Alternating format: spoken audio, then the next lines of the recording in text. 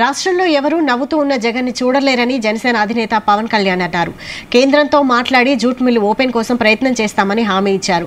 ప్రజల భవిష్యత్తు కోసమే పొత్తు పెట్టుకున్నామని తెలిపారు. ఉత్తరాంధ్ర నుంచి వలసలు ఆగాలన్నా, పరిశ్రమలు రావాలన్నా కూటమి నేతలను గెలిపించాలన్నారు పవన్. సైకోపాత్ తో పాటు సోషియోపాత్ ఎవ్వరు సమాజంలో నవ్వుతూ ఉంటే చూడలేడు జగన్. ఎవరు తెల్లబట్టలు వేసుకుంటే చూడలేడు, ఎవరు నవ్వుతూ ఉంటే చూడలేడు, ఎవరి దగ్గర డబ్బులుంటే చూడలేడు.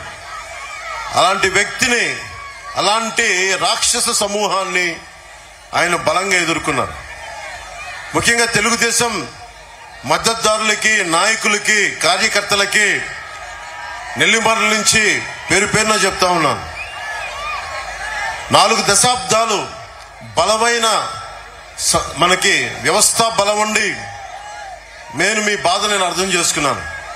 కష్టాల్లో ఉన్నప్పుడు మనకెందుకులే నేను అనుకోలే.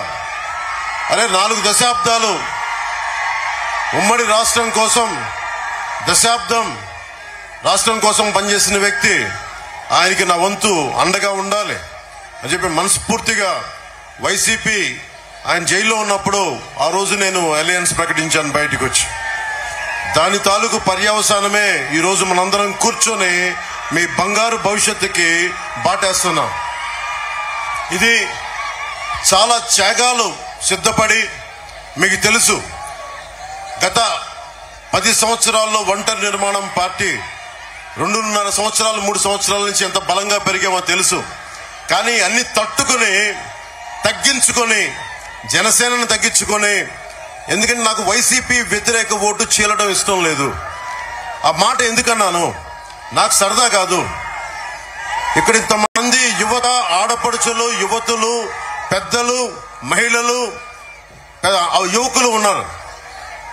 ప్రతి ఒక్కరిని మోసం చేసిన ఈ ప్రభుత్వాన్ని గద్దె దింపకపోతే నాకేం జరగదు, చంద్రబాబు గారికి ఏం జరగదు, ఏ రాజకీయ నాయకులకు వేరే వెళ్ళిపోతారు. కానీ నాకున్న ఇక్కడ నుంచున్న యువతులు కానీ, ఆడపడుచులు కానీ, ఇక పక్కన కూర్చున్న యువకులు కానీ, మేడల పైన మిద్దెల పైన ఉన్న పెద్దలు, యువకులు కానీ, రైతాంగం కానీ, మనకి చేతి పరిశ్రమల వారు కానీ, ఉద్యోగస్తులు కానీ అందరూ కూడా నలిగిపోతారు. ఒక తప్పు మన కళ్ళ ముందు జరుగుతున్నప్పుడు చూస్తూ చేతులు కట్టుకొని కూర్చోవడం నాకు అలవాట్లేదు. అలాగే ముఖ్యంగా ఉత్తరాంధ్ర ఉపాధి అవకాశాలు దెబ్బతింటా ఉన్నాయి. ఉత్తరాంధ్ర వెనుకబాటుతనం తెలుసు. విజయనగరం వలసలకి మారుపేరైంది.